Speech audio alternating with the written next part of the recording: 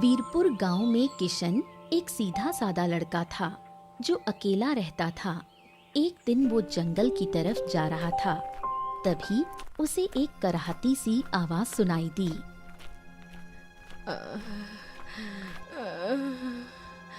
कोई है, मुझे कुछ खाने को दे दो, मैं कई दिनों से भूखी हूँ। कोई तो मेरी मदद कर दो, मुझ पर दया कर दो। अरे, ये आवाज कैसी है? इतने घने जंगल में कोई मदद के लिए पुकार रहा है। ये किसकी आवाज हो सकती है? किशन इधर उधर देखता है और फिर झाड़ियों को हटाकर जैसे ही नजदीक जाता है तो देखता है एक बूढ़ी औरत भूखी प्यासी एक पेड़ के नीचे बैठकर रो रही होती है। अरे, इतने भयानक जंगल में ये अम्मा क्या कर रही है? मुझे इनके पास जाकर देखना चाहिए। फिर किशन उस बूढ़ी औरत के पास जाता है। अम्मा, आप यहाँ इस हालत में कैसे बैठी हैं? क्या हुआ है आपको? और आप रो क्यों रही हैं? बताइए ना, मैं आपकी क्या मदद कर सकता हूँ? बेटा, मेरे बेटे बहू ने मुझे छोड़ दिया है। मैं कई दिनों से भूखी हूँ, प्यास से गला सूख गया है। अगर कुछ खाने को है तो दे दे बेटा। अम्मा, मेरे पास बस एक ही रोटी है, लेकिन ये आपके लिए है, आप खा लीजिए। और बताइए, आपके बेटे बहू ने ऐसा क्यों किया? बेटा, मेरी बहू मुझे पसंद नहीं करती थी। वो मेरे बेटे पर हावी हो गई और धीरे धीरे उसे मुझसे दूर कर दिया। और एक दिन दोनों ने मिलकर मुझे घर से निकाल दिया। अब मैं इस जंगल में अकेली भटक रही हूँ। अम्मा, आपका नाम क्या है और आपका बेटा कहाँ रहता है? बेटा, मेरा नाम लीलावती है और मेरा बेटा मुकुंद भीष्मपट्टी गांव में रहता है। ठीक है अम्मा, आप यहीं बैठिए। मैं अभी आपके बेटे मुकुंद से जाकर बात करता हूँ और आपको आपके घर वापस लेकर जाऊंगा। आप चिंता मत कीजिए। किशन आगे बढ़ता है और भीष्मपट्टी गांव पहुंचता है। वहाँ एक गांव वाले से पूछता है, भाई साहब, यहाँ कोई मुकुंद नाम का आदमी रहता है क्या, जिनकी माँ लीलावती हैं? हाँ भाई, वो यहीं रहता है। थोड़ी दूर आगे उसका घर है, लेकिन बड़ा नालायक बेटा है। उसने अपनी बूढ़ी माँ को घर से निकाल दिया है। अरे भगवान ऐसा बेटा बहू दुश्मन को भी ना दे। क्या इतना बुरा आदमी है जिसने अपनी बूढ़ी माँ को जबरदस्ती घर से निकाल दिया था? उसने उसे बेघर कर दिया, अकेले छोड़ दिया। ऐसा कोई बेटा कैसे हो सकता है? पूरा गांव में वैसा कोई नहीं है भाई। जा जा, तू भी उससे मिल ले। धन्यवाद भाई। किशन मुकुंद के घर पहुंचता है और गेट पीटने लगता है। मुकुंद, मुकुंद, दरवाजा खोलो, तुरंत खोलो। अरे कौन है जो इस तरह दरवाजा पीटे जा रहा है? रुक जा, आ रहा हूँ। मुकुंद गेट खोलता है। कौन हो भाई, और क्या काम है? इतनी जोर जोर से शोर क्यों मचा रहे हो? तुम्हारी अम्मा मुझे जंगल में अकेले मिली हैं। बुरी हालत में है, बहुत रो रही थी। तो मैं क्या करूं? अब वो मेरी जिम्मेदारी नहीं है। अरे शर्म करो मुकुंद, जिस माँ ने तुम्हें जन्म दिया, पाल पोस कर बड़ा किया, आज जब वो बूढ़ी और लाचार हो गई हैं, तुम उसे इस हाल में छोड़ा है। यही है तुम्हारी इंसानियत, यही है तुम्हारा संस्कार। तू कौन होता है मुझे सिखाने वाला? जा यहाँ से। सुषमा बाहर आकर कहती है, कौन है? क्यों चिल्ला रहे हो जी? अरे देखो इसे, मुझे मेरी माँ के बारे में सिखा रहा है। जाकर खुद रख ले अपनी अम्मा को। हाँ हाँ, जाकर सेवा करो उस बुढ़िया की, हमें मत सिखाओ रिश्तों का पाठ। आप लोग ऐसा क्यों बोल रहे हैं? आखिर वो आप दोनों की माँ हैं। आप ऐसा नहीं कर सकती हैं। बेचारी बूढ़ी हो गई हैं और आप उनका ध्यान रखो, लेकिन आप उनके साथ ऐसा कर रहे हो। अरे ओ ज्ञान के देवता, इतना ही ज्ञान है तो उसे खुद ही रख ले। मुझे ज्यादा फालतू का ज्ञान मत दे। चल जा यहाँ से, बड़ा आया है ज्ञान देने वाला। इतना कहकर मुकुंद गेट बंद कर लेता है। कितने निर्दयी हैं ये दोनों। अगर मैंने अम्मा को सच बता दिया तो उनका दिल टूट जाएगा। नहीं, मैं उन्हें अपने साथ रखूंगा। किशन फिर से जंगल में जाता है। अरे बेटा, तू आ गया।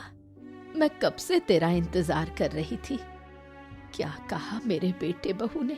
क्या वो मुझे अपने साथ रखेंगे? सच सच बताओ बेटा, तुम मुझे वापस उसके पास ले चलोगे ना? बेचारी माँ, कितनी ममता भरी है इसके दिल में। अपने बेटे और बहू से कितना प्रेम करती है, और वो दोनों, उन्हें तो इनकी परवाह तक नहीं है। बेटा, तू कुछ बोल क्यों नहीं रहा? कुछ तो कह। तेरे यूं चुप रहने से मेरा दिल घबरा रहा है। वो मुझे अपनाएंगे ना? अम्मा, चलिए मेरे साथ। अब से आप मेरे घर में रहेंगी। मैं आपका बेटा बनकर आपकी सेवा करूंगा। वैसे भी मेरी कोई माँ नहीं है, तो आप मेरी माँ बनकर रहिएगा। लेकिन बेटा, मैं अपने बेटे बहू से मिलना चाहती हूँ। अम्मा, वो लोग अभी गांव में नहीं हैं। जब लौटेंगे तब मैं खुद आपको उनके पास ले चलूंगा। ठीक है बेटा, जब तक मेरा बेटा नहीं लौटता मैं तेरे साथ रहूंगी। आज तूने मेरा दिल जीत लिया बेटा। फिर किशन लीलावती को अपने गांव वीरपुर ले आता है और अपनी छोटी सी झोपड़ी में उसके साथ रहने लगता है। फिर दिन रात उसकी देखभाल करता है। कुछ दिन बीत जाते हैं।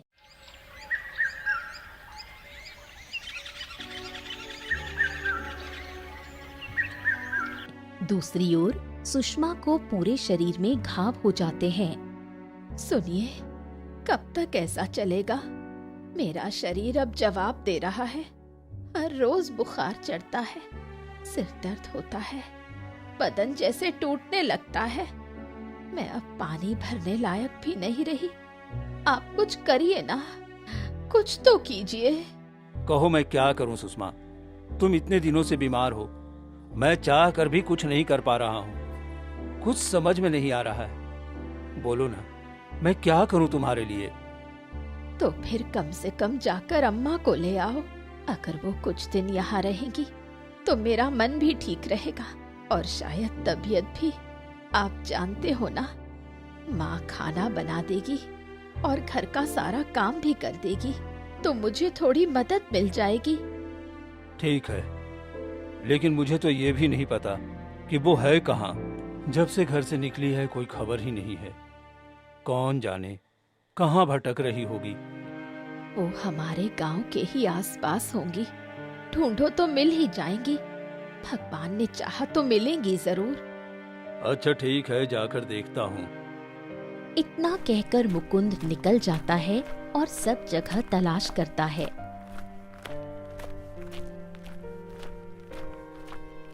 पर कहीं उसे लीलावती नहीं मिलती। फिर वो एक पेड़ के पास बैठ जाता है। हे भगवान, वो लड़का कहाँ गया? उसका घर कहाँ है? अगर खाली हाथ लौटा तो सुषमा और बिगड़ जाएगी। मुझे उस लड़के को ढूंढना ही होगा। वही जानता है अम्मा कहाँ है। तभी दूर सड़क पर किशन दिखता है। अरे किशन, किशन, रुको, मैं कब से तुम्हें ढूंढ रहा हूँ। मुझे मेरी अम्मा के पास जाना है। मुझे उनके पास ले चलो। मैं तुम्हें उनके पास नहीं ले जा सकता। तुमने जो किया वो बहुत गलत था। तुम्हें कोई हक नहीं कि अब उन्हें मुंह दिखाओ। तुम जरूर फिर कुछ गलत करोगे उनके साथ। मैं नहीं ले जाऊंगा तुम्हें। देखो किशन, वो मेरी माँ है। मुझे उनसे मिलने का हक है। तुम कौन होते हो मुझे रोकने वाले? मैं उनसे माफी मांगूंगा, उनसे बात करूंगा और उन्हें वापस लाने की कोशिश करूंगा। मैं जानता हूँ तुमने बहुत दुख दिया है उन्हें, लेकिन अगर तुम्हारा दिल सच में बदला है तो चलो, मैं तुम्हें उनके पास ले चलता हूँ। अगर उन्होंने चाहा तो तुम्हें माफ भी कर देंगी। किशन मुकुंद को लेकर लीलावती के पास आता है। माँ तुम कहाँ थी? मुझे माफ कर दो। मुझसे बहुत बड़ी गलती हो गई माँ। अब मेरे साथ घर चलो। मेरी पत्नी बहुत बीमार है। उसके पूरे शरीर में घाव हो गया है और उसे किसी अपने की जरूरत है। वो तुम्हारी बहू है माँ, और इस समय वो तुम्हारी जिम्मेदारी है। अच्छा, तो अपने स्वार्थ के लिए आए हो? नहीं अम्मा, आप मत जाना इसके साथ। ये फिर आपको घर से निकाल सकता है। मैं जानती हूँ तुम दुखी हो, लेकिन मुकुंद सच में पछता रहा है और इस बार वो सच में चाहता है कि मैं उसके साथ चलूं। मैं सच कह रहा हूँ माँ, अब मैं वैसा बेटा नहीं रहा। जो था मुझे समझ में आ गया। कि माँ की ममता का कोई मोल नहीं, और आपके बिना मेरा घर अधूरा है। किशन, तुम पीछे हटो। ये मेरा बेटा है और जो भी हो गलती मान रहा है, उसे मौका देना ही पड़ेगा। मुझे दिख रहा है कि इस बार इसके मन में सचमुच पश्चाताप है। मैं इसके साथ चलूंगी। अम्मा मेरी बात तो सुनो। उसका बेटा रखने को तैयार है तो तुम कौन होते हो रोकने वाले? एक बात याद रखना अम्मा, अगर कभी कुछ गलत हुआ या जरूरत पड़ी तो मेरा दरवाजा हमेशा तुम्हारे लिए खुला है अम्मा। धन्यवाद बेटा। अब हमें निकलना चाहिए। बेटा, रात हो रही है और जंगल में रुकना ठीक नहीं होगा। हे भगवान, मेरा मन बहुत घबरा रहा है। लगता है कुछ अनहोनी होने वाली है। अम्मा की रक्षा करना भगवान। लीलावती अपने बेटे मुकुंद के साथ घर लौटती है। अम्मा, अम्मा, आप कहाँ चली गई थी? मुझे देखिए, मेरे पूरे शरीर में घाव हो गए हैं। कोई देखने वाला नहीं था। मैं बहुत परेशान हो गई थी। चुप हो जा बेटी, अब मैं आ गई हूँ ना, कुछ नहीं होगा। मैं सब देख लूंगी, तू बस आराम कर। अब तो कोई पानी तक नहीं भरने देता। गांव वाले मुझे देखकर डर जाते हैं और कोई बात तक नहीं करता। अब तू कुछ मत सोच, मैं सब संभाल लूंगी। और कोई कुछ बोले तो मुझे बोलना। बस तू अब आराम पर ध्यान दे। ठीक है अम्मा, आप पानी भर कर लाओ। घर में पानी बिल्कुल खत्म हो गया है। ठीक है बहू। उस दिन से लीलावती अपनी बहू की दिन रात सेवा करने लगती है।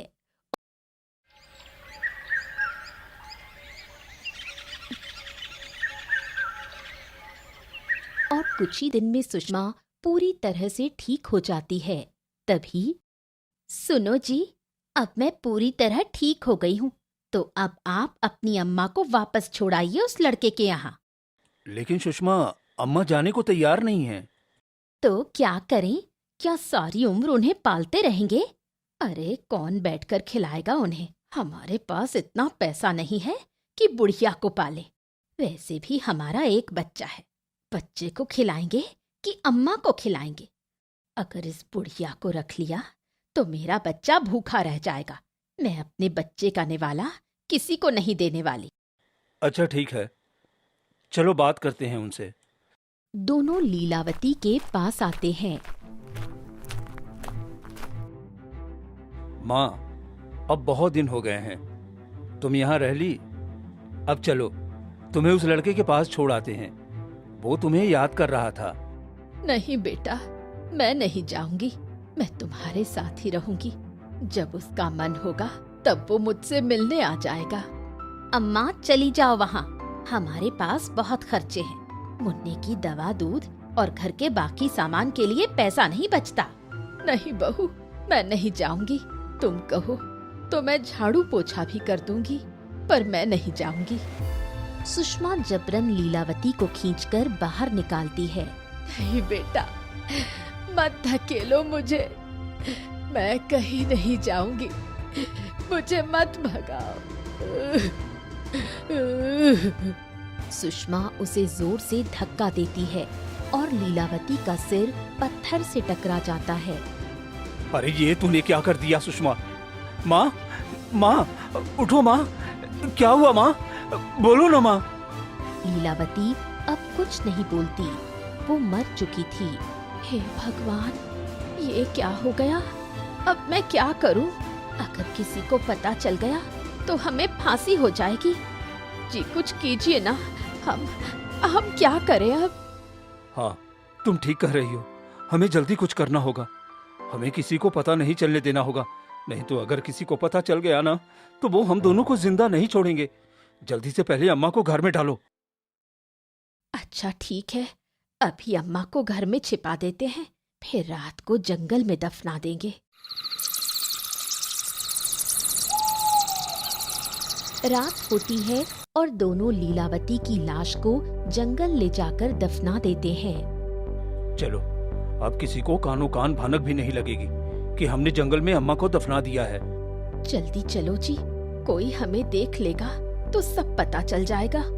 अरे तुम चिंता मत करो, इतनी रात को इतने घने जंगल में कोई नहीं होता है। कुछ दिन बीत जाते हैं। फिर एक दिन किशन सोचता है, बहुत दिन हो गया, अम्मा की कोई खोज खबर नहीं ली है। आज जाकर अम्मा से मिल लेता हूँ, कम से कम मन को तसल्ली तो मिल जाएगी कि अम्मा ठीक हैं। वरना उन लोगों पर मुझे बिल्कुल भरोसा नहीं है, पता नहीं कैसे रख रहे होंगे अम्मा को। बस अब और देर नहीं, अभी निकलता हूँ भीमपट्टी गांव के लिए। इतना कहकर किशन निकल पड़ता है। कुछ देर बाद वो गांव पहुंचता है। मुकुंद भाई, बाहर आओ, मुझे अम्मा से मिलना है, बहुत दिन हो गए। तुम यहाँ क्यों आए हो? चलो चले जाओ यहाँ से। तुम ये कैसी बातें कर रहे हो? अम्मा कहाँ है? मुझे उनसे मिलना है। यहाँ कोई अम्मा नहीं है, वो तो 10 दिन पहले ही तुम्हारे घर चली गई थी और तुम हमसे पूछ रहे हो। उल्टा मुझे तुमसे पूछना चाहिए कि अम्मा कहाँ है। क्या किया है तुमने उनके साथ जो तुम अम्मा को यहाँ ढूंढने आए हो? क्या कह रहे हो? अम्मा हमारे पास नहीं है? तुम लोग झूठ बोल रहे हो, सच सच बताओ, अम्मा के साथ तुम सबने क्या किया? मैं उसका बेटा हूँ, मुझे ज्यादा मत सिखाओ। चलो निकलो यहाँ से। जल्दी से अम्मा को ढूंढकर हमारे हवाले कर देना, वरना मैं राजा से तुम्हारी शिकायत कर दूंगी। चलिए जी अंदर, सुबह सुबह दिमाग खराब करने आ गया। मुकुंद दरवाजा बंद कर देता है।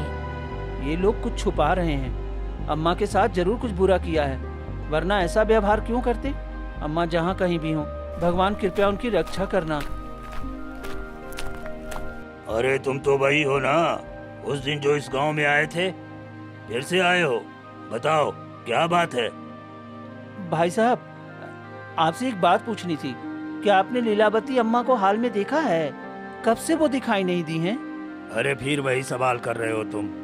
हाँ देखा था उनको, अब से 10-15 दिन हो गए, अब कहीं नहीं दिख रही हैं अम्मा। अच्छा ठीक है भाई साहब, आपका बहुत बहुत धन्यवाद। अब तो पक्का अम्मा के साथ जरूर कुछ गलत हुआ है। किशन कई दिनों तक लीलावती को ढूंढता रहता है, पर लीलावती कहीं नहीं मिलती। फिर वो थक हार कर जंगल में जाता है और एक पेड़ के नीचे बैठकर रोने लगता है। हे भगवान, मैं कई दिनों से अम्मा को ढूंढते ढूंढते थक गया हूँ, पर वो कहीं नहीं मिल रही है। उनके बेटे बहू ने जरूर कुछ गलत किया है। काश मैं उन्हें अकेले जाने ही नहीं दिया होता। तभी एक लोमड़ी आती है। तुम क्यों रो रहे हो? तुम बोल सकती हो? हाँ, मैं बोल सकती हूँ। मैं इस जंगल की रक्षिका हूँ और मुझे इस जंगल की हर हलचल की खबर रहती है। अगर तुम चाहो तो मैं तुम्हारी मदद कर सकती हूँ। मेरी एक अम्मा थी जिन्हें मैंने माँ की तरह माना था। उनके बेटे बहू ने उन्हें घर से निकाल दिया था और बाद में ले जाकर कुछ बुरा किया। अब वो कहीं नहीं मिल रही हैं। चलो तुम मेरे साथ आओ, शायद वही हो। ठीक है, चलो। किशन और लोमड़ी कब्र के पास पहुंचते हैं, मिट्टी हटाते हैं। हे भगवान, ये तो अम्मा है। अब मैं क्या करूं? अम्मा को इस हालत में देखकर मेरा दिल फटा जा रहा है। अगर मैंने उनका ठीक से ख्याल रखा होता तो आज ये मरी नहीं होती। हे भगवान, अम्मा के साथ तुम भी इतना पत्थर दिल क्यों बन गए? बेचारी कितना दुख तकलीफ सही होंगी। अब तुम्हें राजा के पास जाना चाहिए और उन्हें सब बताना चाहिए। हाँ, अब मैं उन दोनों को नहीं छोड़ूंगा। मैं अभी महाराज के पास जाऊंगा और सब कुछ बताऊंगा।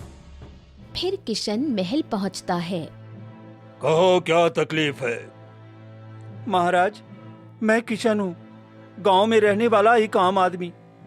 कुछ महीने पहले एक बुजुर्ग औरत जंगल में भटकती मिली थी, जिन्हें मैंने अपने पास रखा था। उनके बेटे बहू ने उन्हें घर से निकाल दिया था और बाद में जब वो उन्हें ले गए तो अब वो जंगल में मृत पाई गई है। महाराज, मैं आपसे न्याय चाहता हूँ। क्या हमारे राज्य में इतना घोर अनर्थ? सैनिकों, जाओ और इस जघन्य अपराध के पीछे जिनका भी हाथ है उन्हें तुरंत पकड़कर महल में लेकर आओ। इस राज्य में ऐसा घिनौना अपराध बर्दाश्त नहीं किया जाएगा। धन्यवाद महाराज, मुझे आपसे यही उम्मीद थी। उधर गांव में मुकुंद खेत से लौटता है और 2 लोगों की बातें सुनता है। अरे तूने सुना, जंगल में एक बुढ़िया की लाश मिली है। लग रहा है हमारे गांव की ही है। हाँ, और ये खबर महाराज तक पहुंच चुकी है। जिसने भी ऐसा किया है अब वो नहीं बचेगा। हाँ, महाराज तो न्याय के लिए बहुत सख्त हैं। अब तो फांसी ही होगी। मुकुंद ये सुनकर घबरा जाता है। हे भगवान, ये खबर महाराज तक पहुंच गई। अब वो लड़का हमारा नाम लेगा तो हमारा बचना नामुमकिन है। मुझे गांव छोड़ देना चाहिए। मुकुंद घर जाता है। क्या हुआ जी? आप इतने घबराए हुए क्यों लग रहे हो? अरे जल्दी से बिट्टू को लो और चलो यहाँ से। हमें अभी के अभी गांव छोड़ना है। अम्मा की लाश जंगल में मिल गई है और ये खबर अब सब जगह फैल चुकी है। और अगर वो लड़का हमारा नाम लेगा तो महाराज हमें फांसी दे देंगे। इसलिए एक पल भी यहाँ रुकना खतरे से खाली नहीं है। पर क्यों? क्या हुआ? अम्मा की लाश जंगल में मिल गई है और ये खबर अब सब जगह फैल चुकी है। और अगर वो लड़का हमारा नाम लेगा तो महाराज हमें फांसी दे देंगे। इसलिए एक पल भी यहाँ रुकना खतरे से खाली नहीं है। हे भगवान, ये क्या हो गया? चलिए चलिए, मैं बिट्टू को ले रही हूँ। आप थोड़ा बहुत खाने का सामान समेट लीजिए। वो तीनों जल्दी से गांव छोड़कर चले जाते हैं। सैनिक गांव में पहुंचता है। अरे ओ गांव वालों, मुझे बताओ मुकुंद का घर कौन सा है? वो देखिए, थोड़ी दूर पर उसी का घर है। सैनिक दरवाजा खोलता है लेकिन घर खाली है। अरे घर तो पूरा खाली पड़ा है। लगता है मेरे आने से पहले ही भाग निकले। फिर सैनिक खाली हाथ महल आ जाता है। क्या हुआ? मुकुंद और उसकी पत्नी कहाँ गई? महाराज, वो सभी गांव छोड़कर भाग गए हैं। उनकी ये मजाल। वो जहां भी भागे पूरे जंगल और आसपास के गांव में तलाश करो। हर चप्पे की तलाशी लो और जब तक ये दोनों मेरे सामने ना आ जाएं, चैन से मत बैठना। वहीं दूसरी तरफ घने जंगलों में कई घंटों से चल रही हूँ। मुझे बहुत तेज प्यास लगी है। एक घूंट पानी मिल जाता तो जान में जान आ जाती। रुको रुको, वो सामने तालाब है। मैं तुम्हारे लिए पानी लेकर आता हूँ। मुकुंद तालाब से पानी लेता है, एक घूंट पीता है और जैसे ही दूसरा लेने वाला होता है, तालाब में हलचल होती है। एक रहस्यमयी आवाज आती है। ठहरो, तुमने मेरे आज्ञा के बिना मेरे तालाब का पानी कैसे पी लिया? कौन हो आप? मुझे नहीं पता था ये तालाब आपका है। माफ कीजिए, मुझे सच में बहुत प्यास लगी थी। माफी? जो बिना अनुमति मेरे तालाब का पानी पिए उसे दंड भुगतना ही पड़ता है। अब या तो तुम अपना बलिदान दो या फिर अपने बेटे को मेरे पास सौंप दो। मुझसे गलती हो गई। मैं अब दोबारा कभी आपके तालाब को नहीं छुऊंगा। कृपया मुझे माफ कर दीजिए। मुझे जाने दीजिए। मेरा बस एक ही सहारा है जीने का, मेरा बेटा। गलती की सजा जरूर मिलेगी तुम्हें। अपना बलिदान दो या अपने बेटे को सौंप दो। नहीं नहीं, मेरा इकलौता बेटा है। मैं उसे कैसे दे सकता हूँ? उसे देकर तो मैं मर ही जाऊंगा। तभी सुषमा दौड़ते हुए आती है।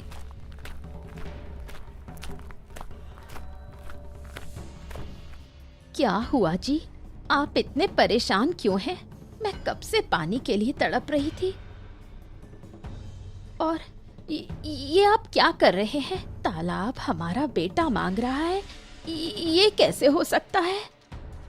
हाँ, अगर जीवन चाहिए तो अपने बेटे को सौंप दो, वरना मैं तुम तीनों को समाप्त कर दूंगा। नहीं नहीं, हम अपने बेटे को किसी भी कीमत पर नहीं देंगे।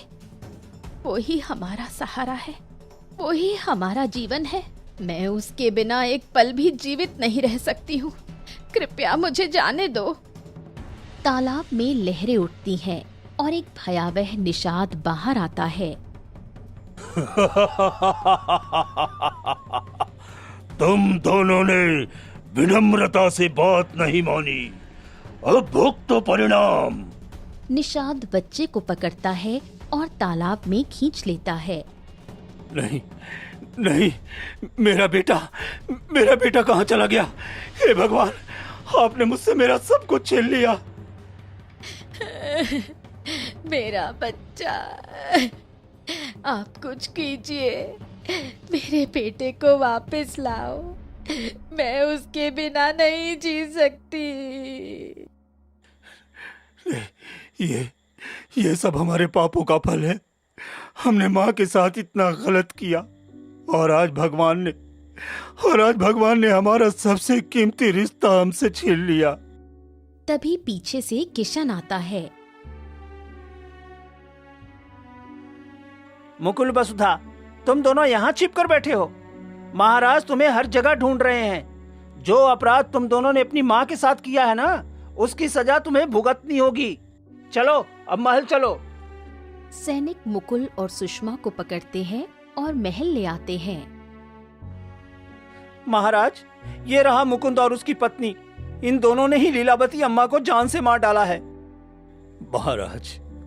महाराज, कृपा कीजिए, मुझसे बहुत बड़ी भूल हो गई। मैं जानता हूँ मैंने अम्मा के साथ बहुत गलत किया है। मैं अपनी गलती मानता हूँ और अब जो भी सजा दीजिए मुझे मंजूर है। तुम दोनों ने एक माँ को उसके घर से निकाल दिया और उससे भी तुम्हारा मन नहीं भरा, तो तुम दोनों ने उसे जान से मार दिया। तुम्हें आजीवन कारावास की सजा दी जाती है। महाराज, मैं इस सजा के लायक हूँ। भगवान ने मुझसे मेरा बेटा छीनकर मुझे मेरी गलती का एहसास करा दिया। मैं अब हर पल पश्चाताप में जीऊंगा। सैनिकों, जल्द इन दोनों को कारावास में डाल दो। इन दोनों की शक्ल देखना भी मुझे अब बर्दाश्त नहीं हो रहा। ऐसी घिनौनी औलाद भगवान किसी को न दे। इससे तो बेहतर है कि इंसान निसंतान ही रह जाए। जो आज्ञा महाराज। सैनिक मुकुंद और सुषमा को पकड़ता है। चलो, तुम्हारे कर्मों की सजा अब तुम्हें जेल में ही मिलेगी। सैनिक उन्हें ले जाकर कारावास में डाल देता है।